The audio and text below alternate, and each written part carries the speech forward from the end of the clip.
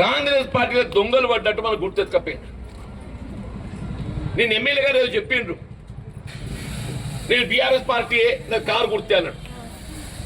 టీవీలలో వచ్చింది, పేపర్లో కూడా వచ్చింది, అని స్పీకర్ కూడా చెప్పిండు.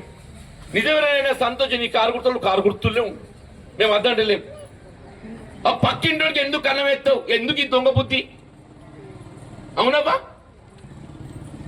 నువ్వు కారు గుర్తాను ఎప్పుడైతే అంటున్నావో నీ కారు గుర్తులే నువ్వు ఉండరా నాయన. మా జోలికి రాకు, నీ సంవత్సరాలు నువ్వు సక్కగా చేసుకో, నా సంవత్సరాలు చిచ్చు పెట్టకంటున్నా.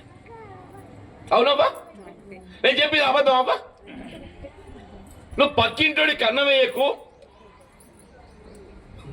నీ సంవత్సరాలు నువ్వు సక్కగా చేసుకో, నా సంవత్సరాలు చిచ్చు పెట్టకని చెప్పాలి. తప్ప తల్లి